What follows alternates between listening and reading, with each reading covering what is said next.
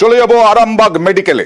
আরামবাগ মেডিকেলে আশঙ্কাজনক অবস্থায় রোগী বাইরে বসে আছে, কারণ হুইল চেয়ার নেই। আরে হুইল চেয়ার, এই অবস্থা দেখে স্বাস্থ্যকর্মীদের ধমক দিলেন সাংসদ মিতালি বাগ। একটু অ্যাম্বিয়েন্স দেখাবো।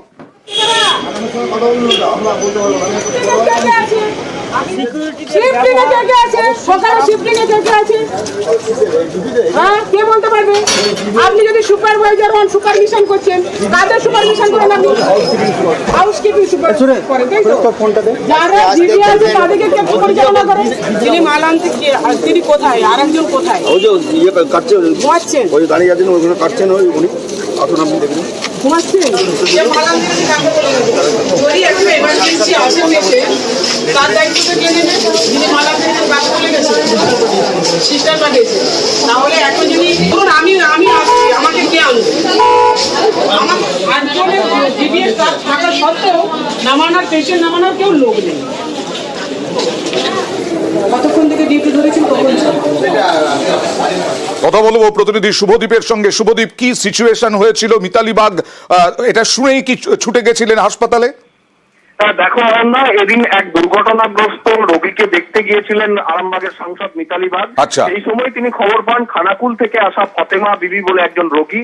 তিনি অ্যাম্বুলেন্সে দীর্ঘক্ষণ এমার্জেন্সির সামনে অপেক্ষা করছেন, কিন্তু হুইল চেয়ার নেই তাকে নিয়ে যাওয়ার মতো, মানে ভর্তি করার মতো হুইল চেয়ার নেই যে ওখান থেকে অ্যাম্বুলেন্স থেকে রোগীকে ভিতরে নিয়ে যাবেন। সেই হুইল চেয়ার না থাকায় সাংসদের কাছে খবর যায় এবং সেই সময় সঙ্গে সঙ্গে সাংসদ নিজে সেখানে উপস্থিত হন এবং নিজেই এই হুইল চেয়ার নিয়ে সেই রোগীকে নিয়ে যাওয়ার জন্য উদ্যত হন এবং নিরাপত্তা রক্ষীদের সঙ্গে রীতিমতো কাড়াকাড়ি হয় হুইল চেয়ার নিয়ে। সাংসদ নিজেই বলেন যে তিনি নিয়ে যাবেন, এতক্ষণ যেহেতু রোগী দাঁড়িয়ে আছেন আপনারা কোনো ব্যবস্থা করেননি, তাই তিনি হুইল চেয়ারে করে রোগীকে নিয়ে যাবেন। এরপর তার চেষ্টায় কিন্তু রোগীকে ভর্তি করা হয়।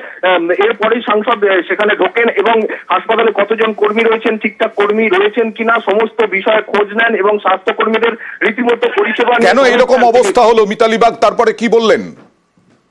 তিনি পরিষ্কার বললেন যে কয়েকদিন আগে তিনি রোগী কল্যাণ সমিতির জনসংযোগ প্রতিনিধির দায়িত্ব পেয়েছেন।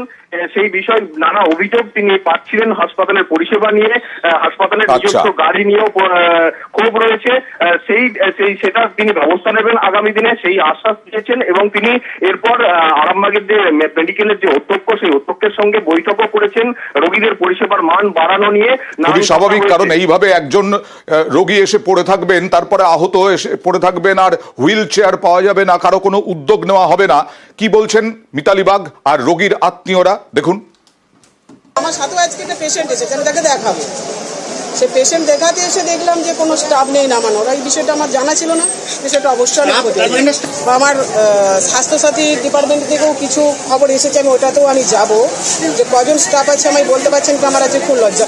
যদি কোথাও কোনো ভুল ত্রুটি থেকে থাকে সেটা আমি অবশ্যই খতিয়ে দেখবো, বা আমি আজকে সারাদিনই এই মেডিকেল চত্বরেই থাকছি, বা আরও কী কী এই ধরনের সমস্যা আছে আমি নিজের চোখে সেটা খতিয়ে দেখবো বা নিজে গিয়ে সে স্পটে যাবো।